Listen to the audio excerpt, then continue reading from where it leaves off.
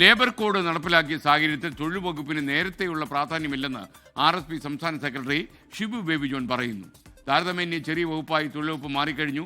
ഒരു മന്ത്രിസ്ഥാനമേ RSP ചോദിച്ചിട്ടുള്ളൂവെന്നും Shibu baby John പറയുന്നു.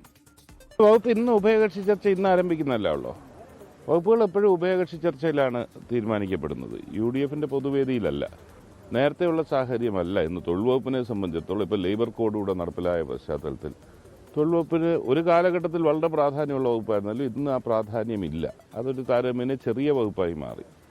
അതുകൊണ്ടാണല്ലോ LDFും വിദ്യാഭ്യാസ വകുപ്പിനോടൊപ്പം കൊടുത്തത്. ആ നിലയിലേക്ക് ബാക്കി ഏത് വകുപ്പ് ചോദിക്കണം എന്നുള്ളതൊക്കെ ഇന്ന് പാർട്ടി കമ്മിറ്റി കൂടി ആലോചിച്ചിട്ട് ഞങ്ങൾ ഉഭയകക്ഷിയിൽ ചെല്ലുമ്പോൾ നമ്മൾ ചോദിക്കുന്നതായിരിക്കും. ഞങ്ങൾ ഒരു മന്ത്രിസ്ഥാനം മാത്രമേ ചോദിച്ചിട്ടുള്ളൂ. മുഴുവൻ മന്ത്രിമാരും എന്നാണ് അറിയിച്ചിട്ടുള്ളത്. 21 മന്ത്രിമാരും സത്യപ്രതിജ്ഞ ചെയ്യുമെന്നുള്ളതാണ്. തിരുവനന്തപുരം R. ശ്രീജിത്ത് വിവരങ്ങൾ നൽകും. പറയൂ ശ്രീജിത്ത്.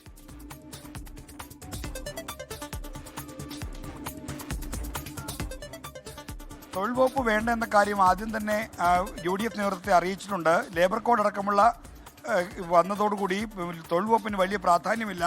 4 MLA-മാരുള്ള പാർട്ടി എന്ന നിലയിൽ RSPക്ക് കാര്യമായ പരിഗണന വകുപ്പിന്റെ കാര്യത്തിൽ വേണമെന്നാണ് RSPയുടെ ആവശ്യം.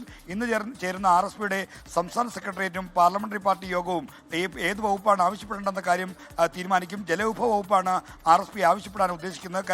നേരത്തെ ബേബി ജോൺ സാറും VP രാമകൃഷ്ണപിള്ളയും ഒക്കെ കൈകാര്യം ചെയ്തിരുന്ന വകുപ്പാണ് ജലവിഭവ വകുപ്പ്. NK പ്രേമേന്ദ്രൻ VS സർക്കാരിന്റെ കാലത്തും ജലവിഭവ വകുപ്പ് മന്ത്രിയായിരുന്നു. അതുകൊണ്ട് തന്നെ ഷിബു ബേബി ജോൺ ജലവിഭവ വകുപ്പിലേക്ക് അദ്ദേഹത്തിന്റെ അച്ഛന്റെ പാരമ്പര്യം പിന്തുടർന്ന് എത്തണമെന്നാണ് RSPയുടെ താല്പര്യം. അതുകൊണ്ട് ജലവിഭവ വകുപ്പായിരിക്കും RSP പ്രധാനമായി ആവശ്യപ്പെടുന്നത്. എന്നാൽ പൊതുമരാമത്ത് വകുപ്പ് ആവശ്യപ്പെടുന്ന കേരള കോൺഗ്രസ് ജോസഫ് വിഭാഗത്തിന് ജലവിഭവ വകുപ്പ് നൽകാനുള്ള ഒരു ആലോചന UDFനകത്തുണ്ട്. അതുകൊണ്ട് എത്രത്തോളം RSPയുടെ ആവശ്യം പ്രായോഗികമായി നടപ്പിലാകുമെന്ന കാര്യം സംശയമാണ്. എന്തായാലും ഇന്ന് നടക്കുന്ന ഉഭയകക്ഷി ചർച്ചയിലായിരിക്കും വകുപ്പുകളുടെ കാര്യത്തിൽ ഒരു അന്തിമ ധാരണ രൂപപ്പെടുക.